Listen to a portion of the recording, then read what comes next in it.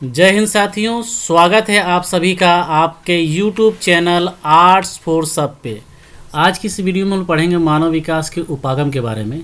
इससे पहले का जो वीडियो आया था उसमें हम लोगों ने पढ़ा था मानव विकास के 4 स्तंभ के बारे में, जिसके अंतर्गत हम लोगों ने जाना था कि मानव विकास के लिए वो कौन से 4 बुनियादी बातें हैं जिस पे ध्यान देकर ही मानव विकास संभव है। और आज की इस वीडियो में हम लोग जानेंगे कि वो कौन कौन से आधार हैं या वो कौन कौन से बुनियादी बातें हैं जिसके आधार पर हम ये कह सकते हैं कि मानव का विकास हुआ है। तो यदि हम मानव विकास के उपागम की परिभाषा की बात करें तो उसकी परिभाषा कुछ इस प्रकार है।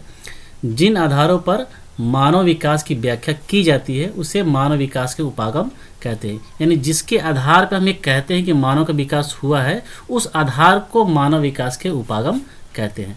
मानव विकास के कुल मुख्यतः 4 उपागम।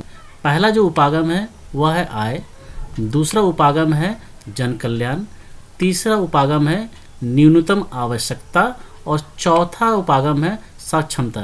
ये 4 ऐसे उपागम हैं जिसके आधार पर हम कहते हैं कि मानव का विकास हुआ है।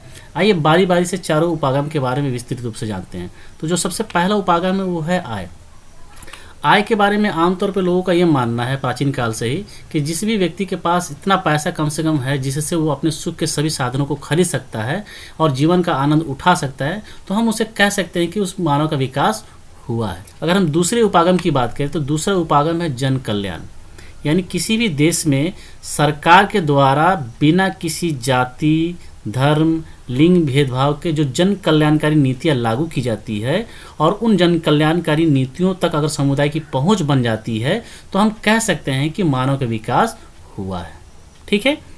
अगर हम तीसरे उपागम की बात करें तो तीसरा उपागम है न्यूनतम आवश्यकता।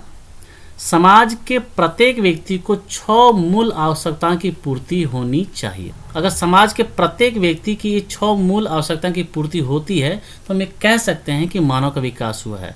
और वो कौन से 6 मूल आवश्यकताएं हैं? पहला जो आवश्यकता है वह है स्वास्थ्य, दूसरा है शिक्षा, तीसरा है भोजन, चौथा है जल आपूर्ति, पांचवा है जल निकासी प्रबंधन और छठा है आवास। यानी ये 6 मूलभूत आवश्यकताओं की अगर पूर्ति प्रत्येक व्यक्ति को होती है तो हम कहते हैं कि मानव का विकास हुआ है। अगर हम बात करें चौथे उपागम की तो चौथा उपागम है सक्षमता। इसका मतलब क्या है? समाज के प्रत्येक व्यक्ति में संसाधन तक पहुंच तथा उसका इस्तेमाल करने की क्षमता हो। यानी ऐसी स्थिति उत्पन्न हो जाती है कि समाज का प्रत्येक व्यक्ति को संसाधन तक पहुंच भी बन जा रहा है और उन संसाधनों का इस्तेमाल करने में वो सक्षम भी हो जा रहा है। तो ऐसी स्थिति में हम कहेंगे कि मानव का विकास हुआ है। तो यहाँ तक आपको क्लियर हो गया होगा कि मानव विकास के उपागम किसे कहते हैं, मानव विकास के कुल कितने उपागम हैं जिसके आधार पर हम ये कह सकते हैं कि मानव का विकास हुआ है। अब बात करते हैं मानव विकास के मापन की। यानी मानव विकास को किस आधार पर मापा जाता है। तो विश्व के सभी देशों में स्वास्थ्य, शिक्षा और संसाधनों पर उनकी पहुंच सकने की क्षमता के आधार पर मूल्यांकन किया जाता है तथा सर्वोत्तम अथवा आदर्श को 1 और सबसे कम को 0 मानकर मूल्यांकन किया जाता है। इस मूल्यांकन को मानव विकास सूचकांक अर्थात ह्यूमन डेवलपमेंट इंडेक्स, जिसको शॉर्ट फॉर्म में कहते हैं HDI कहते हैं। तो एक संक्षिप्त उत्तरीय प्रश्न के रूप में भी ये पूछा जाता है HDI का फुल फॉर्म क्या है या ह्यूमन डेवलपमेंट इंडेक्स किसे कहते हैं। तो इस तरह का क्वेश्चन पूछ सकता है। तो यहाँ पर आप इसको इस तरह से लिख सकते हैं। आइए अब जानते हैं कि इन दोनों टॉपिक से संबंधित कौन कौन से सवाल एग्जाम में पूछे जा सकते हैं। जो सबसे पहला सवाल है वो है मानव विकास के उपागम कौन से हैं। तो जैसा कि आपको भी पता है मानव विकास के उपागम आय, जन कल्याण, न्यूनतम आवश्यकता है। तो इसका सही जवाब होगा D नंबर यानी सभी। दूसरा सवाल है मानव विकास का मापन किस आधार पे किया जाता है। तो जैसा कि पिछले स्लाइड में भी आपने देखा कि मानव विकास का जो मापन है वो संसाधनों तक पहुंच, स्वास्थ्य और शिक्षा, इन तीनों आधार पे किया जाता है। तो इसका सही जवाब होगा D नंबर सभी। अगला जो सवाल है वो है मानव विकास का मापन किस प्रकार किया जाता है। तो मानव विकास का जो मापन है वो मानव सूचकांक के आधार पे किया जाता है। अगला सवाल देख लेते हैं। अगला सवाल है विश्व में भारत का मानव विकास सूचकांक यानी ह्यूमन डेवलपमेंट इंडेक्स कितना है। तो इसका सही जवाब है 127। अगला सवाल है केरल में साक्षरता दर कितने प्रतिशत है। तो इसका सही जवाब है केरल में साक्षरता दर 90.92% है। अगला सवाल है 2001 में स्त्री साक्षरता दर कितनी थी?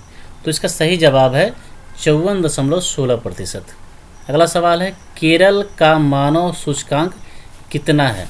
तो केरल का मानव सूचकांक 0.638 है। अगला सवाल है लोगों की परिवर्धन की प्रक्रिया और जन कल्याण के स्तर को ऊंचा उठाना क्या कहलाता है?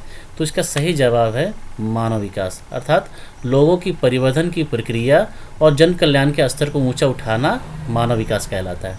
अगला सवाल देख लेते हैं। अगला सवाल है प्राथमिक विद्यालय स्तर की आयु सीमा क्या है? यानी प्राथमिक विद्यालय में किस उम्र तक के बच्चों का एडमिशन किया जाता है? तो इसका सही जवाब है 6 वर्ष से लेकर 11 वर्ष तक के बच्चों का। अगला सवाल है 1999 से 2000 में कितने लोग गरीबी रेखा से नीचे थे? तो इसका सही जवाब है 26%। अगला सवाल देख लेते हैं उच्च मानव विकास स्तर रखने वाले देशों की संख्या लगभग कितनी है? तो इसका सही जवाब है 57, यानी उच्च मानव विकास स्तर रखने वाले देशों की संख्या 57 है। अगला सवाल है निम्न मानव विकास स्तर रखने वाले देशों की संख्या कितनी है? तो इसका सही जवाब है 32, यानी 32। अगला सवाल देख लेते हैं मध्य विकास स्तर रखने वाले देशों की संख्या लगभग कितनी है? तो इसका सही जवाब है 88। अगला सवाल है विश्व में अकेला ऐसा कौन सा देश है जिसने सकल राष्ट्रीय प्रसन्नता को देश की प्रगति का आधिकारिक माप घोषित किया? तो इसका सही जवाब है भूटान। उम्मीद करता हूं कि आपको ये वीडियो अच्छा लगा होगा, और यदि वीडियो आपको और अच्छा लगा है तो आप इस वीडियो को लाइक कीजिए, अपने दोस्तों में शेयर कीजिए और इस चैनल को सब्सक्राइब करके बेल आइकन को दबा दीजिए, ताकि जब मैं अगला वीडियो अपलोड करूं तो उसकी नोटिफिकेशन आप तक पहुंच जाए। तो फिर मिलते हैं अगले वीडियो में, तब तक के लिए दीजिए इजाज़त। धन्यवाद।